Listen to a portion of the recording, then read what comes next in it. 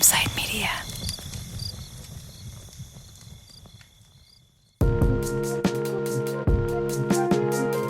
Hey, Campside listeners. Welcome back to Inside the Tent, the show where we go behind the scenes of our favorite podcasts and talk to the people who brought them to life. My name's Matthew Scher, and today I'm talking to award-winning investigative journalist Ashley Fonts about the second season of Suspect, Vanished in the Snow, which covered the disappearance of a Colorado girl, Jonelle Matthews. Our conversation is mostly about one of the big hurdles Ashley faced with this project, an ongoing murder trial that meant it was hard for some people, like police officers, to talk freely about the case. So Ashley had to get creative. A reminder that if you want more exclusive content or behind-the-scenes anecdotes from our shows, make sure to go to joincampside.com to become a free member of the Campside community. That's joincampside.com. Now on to my conversation with Ashley.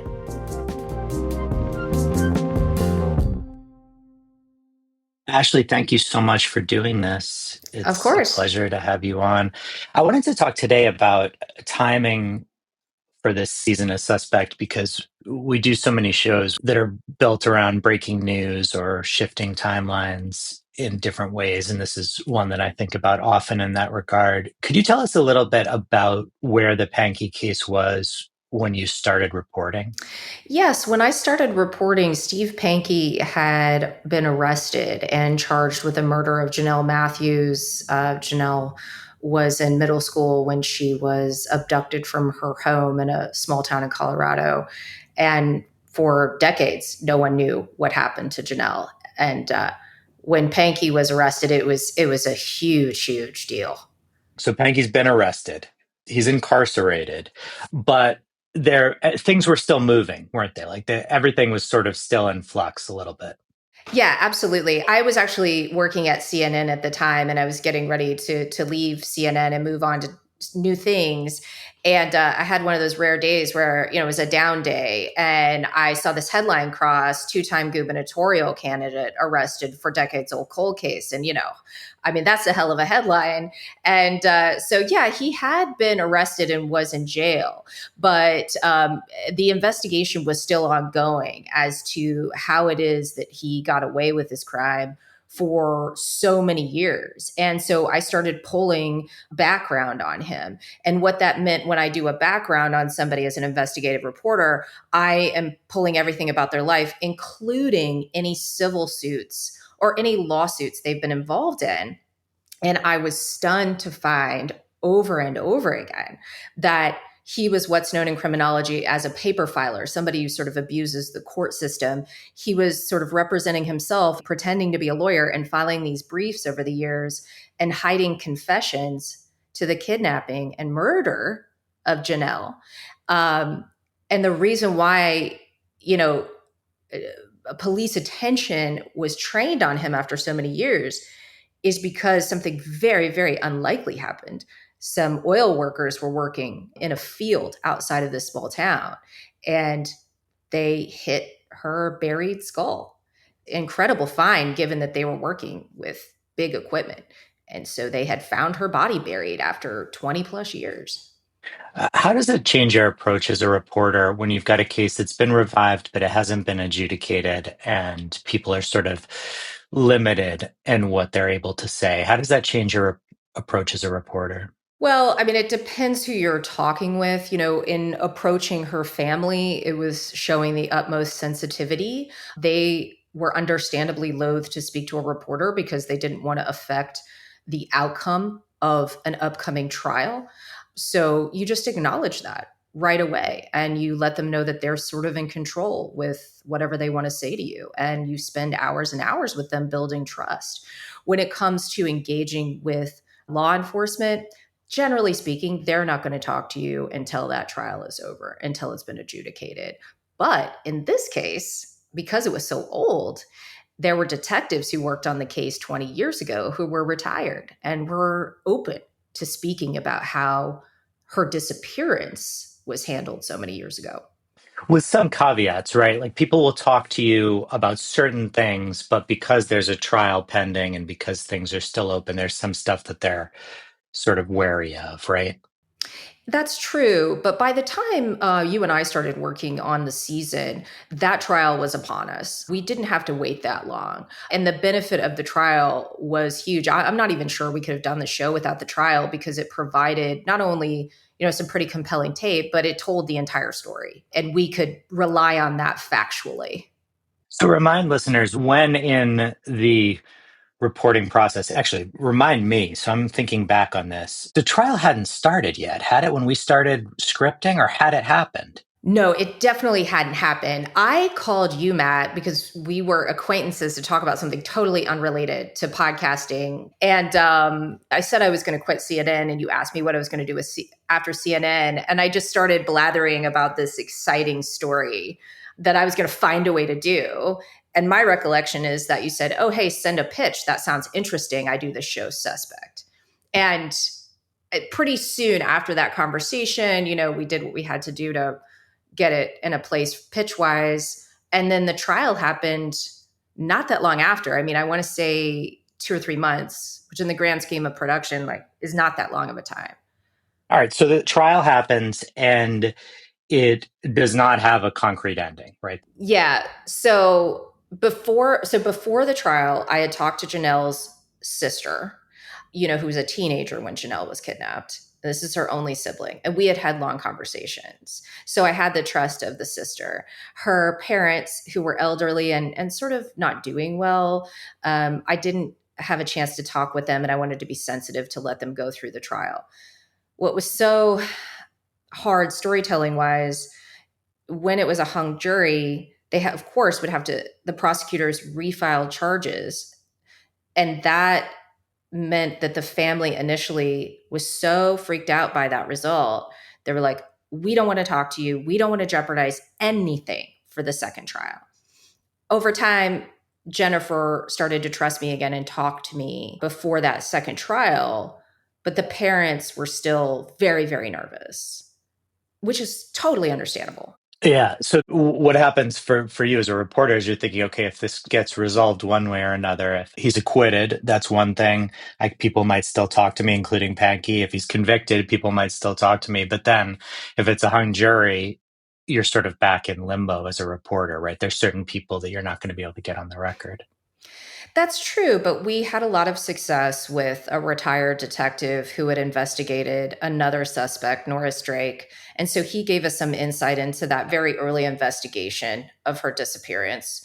And then also we had luck delving into Pankey's life. During the trial, his ex-wife, who ultimately was the person who turned him into the police, she was very loath to talk to a reporter, but I reached out anyway.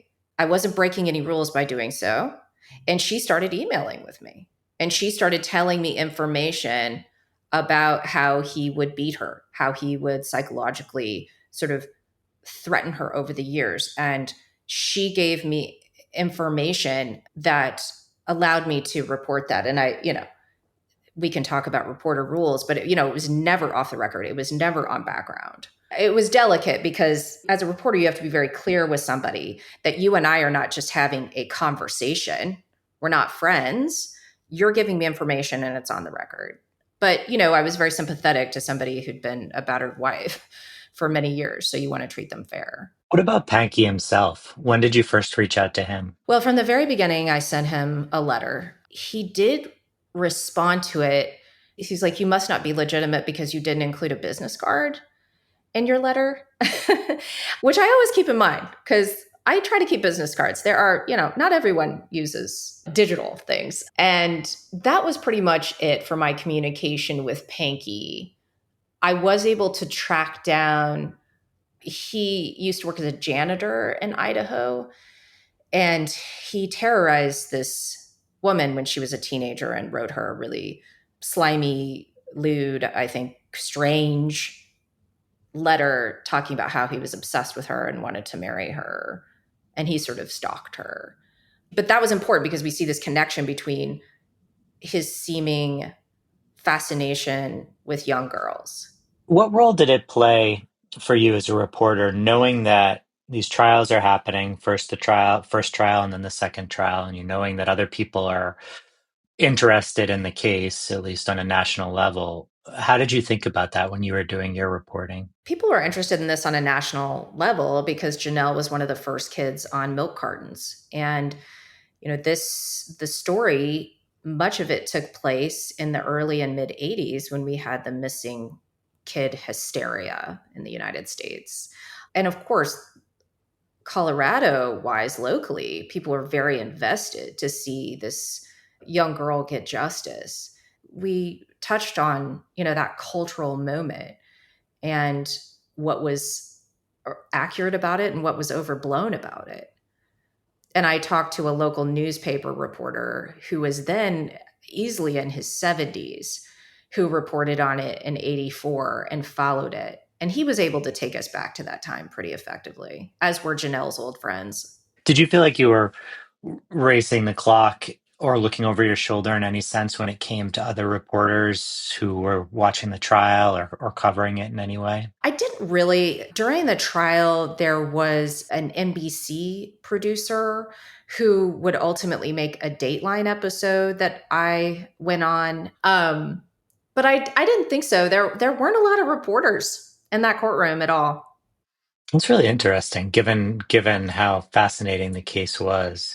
I'm curious, this is something I think about all the time. Let's say you had a chance to do it now. Let's say you were setting out to report this exact topic again. What would change about it in terms of access? Who would you be able to get now that you couldn't get then?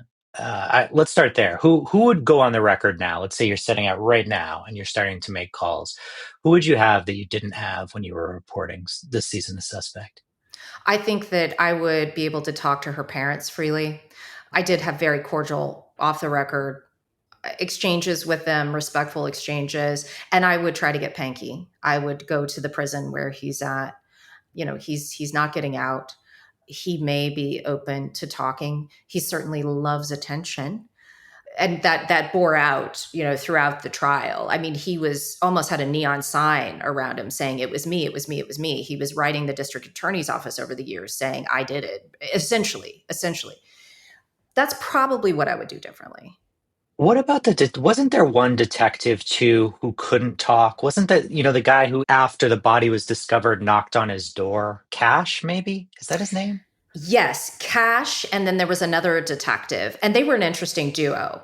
They, one was sort of this hard nosed military veteran, barely cracked a smile type of guy, and then there was this kind of almost, jovial kind of Anthony Michael Hall, all grown up type of guy who went to high school there, who grew up there, and I think I would absolutely be able to get those two because after the trial, they were, and our deadline was such that we did a bonus episode or something like that when the second trial happened because our show was already out, but Dateline was able to talk to them. That's interesting. Yeah. And so knowing that, having seen what they said on Dateline, do you think that would have changed the story? Like it would have been the same essential story. Yes, because they both took the stand and both detectives did and explained in minute detail their investigation, what they did. We had them very clearly talking about that on the stand. And you told me in the beginning that, sometimes trial tape is not that interesting. And that is definitely true. But some of that trial tape was pretty useful. Yeah, it's so fascinating because the thing that if you're observing the trial and you're hearing the testimony, you can get the outline, you can get all the facts. And then the only thing you're really missing is this sort of sense of the questions that you might ask of a person so a listener could get to know them, and questions that would never occur to anyone to ask on the stand, like, what were you wearing that day? Like, what were you thinking? What was going through your head when you were going to Pankey's door? Like, that kind of stuff doesn't come out on the stand. Yeah, I just helped a media outlet with a podcast that was very dependent on trial tape. And you know how people speak on the stand, it's very clipped. It's rarely is it emotional, rarely is it reflective. So it's challenging tape for sure. Hey, you're speaking to a different audience when you're on the stand, aren't you, than you are to if you're doing an interview with a journalist. Does any part of you want to ever talk to Pankey about all of this, or do you feel like there's not that much more to learn? It just sort of is what it is. You already understand it. I want to be careful in how I say this, but I do wonder, given his menacing of the other young girl, now an adult, and his brutal treatment of his wife, it's a big blank for me about what he did in the years after he kidnapped and killed Jonelle and left Colorado and moved to several different states before winding up in Idaho. Like the Texas and some other areas, like what was he doing? I just don't believe that you kidnap and kill a 12-year-old and then perhaps do not hurt another child. Again, I don't have any evidence that he hurt another child. I want to be really clear, but it does worry me. You almost wonder with someone like that, though. You already know all the important stuff, and it's like sitting down with someone like that to talk to them might be an exercise in indulging them in some way. Yeah, that would be why I wouldn't do it, because he does like attention. You can't necessarily count on him to tell the truth. It would have to be done really, really well so that you'd gain enough information to go hunting for something. And that might lead to nothing.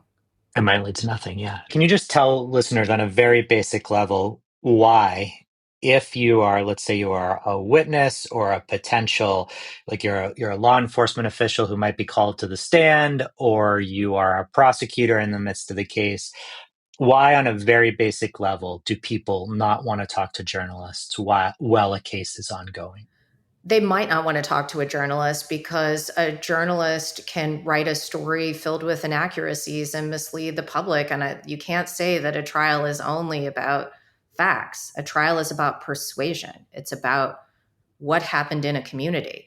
And that's a huge risk, to trust a journalist to get it right. And what's in it for them? Not much if things go wrong. Yeah, yeah.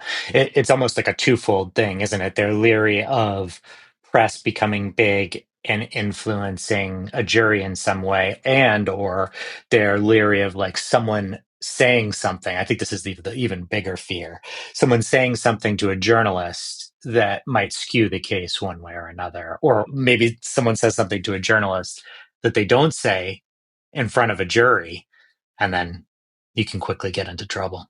That's exactly right. I mean, I'm thinking of a story where this defense attorney was trying to get, his client under control, and he just kept calling me. And, what am I supposed to do with that? I'm a journalist. I'm going to do a story. But that's a nightmare for any lawyer. They have no control over it. Right. That part of it. Yeah, exactly. I want to ask you sort of a final question.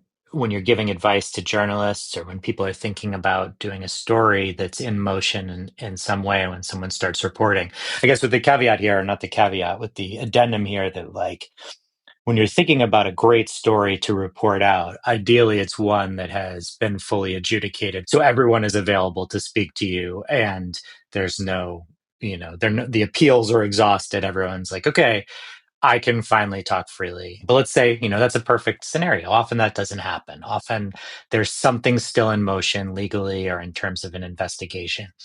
So what's your advice for people when they're setting out to report on something that might still be making its way through the criminal justice system? Well, I think about the reporting that I did for Body Brokers, the other podcast with Sony and Campside.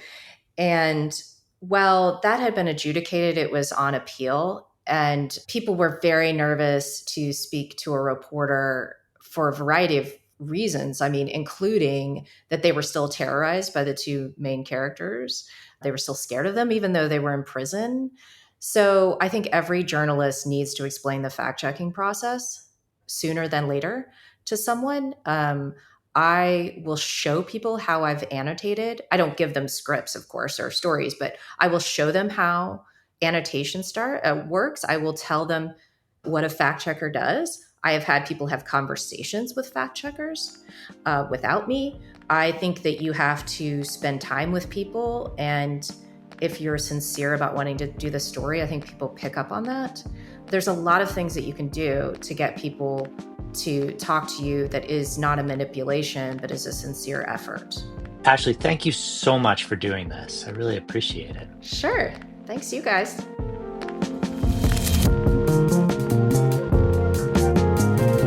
Thanks so much to Ashley and the rest of the Suspect team, and thank you for listening to Inside the Tent.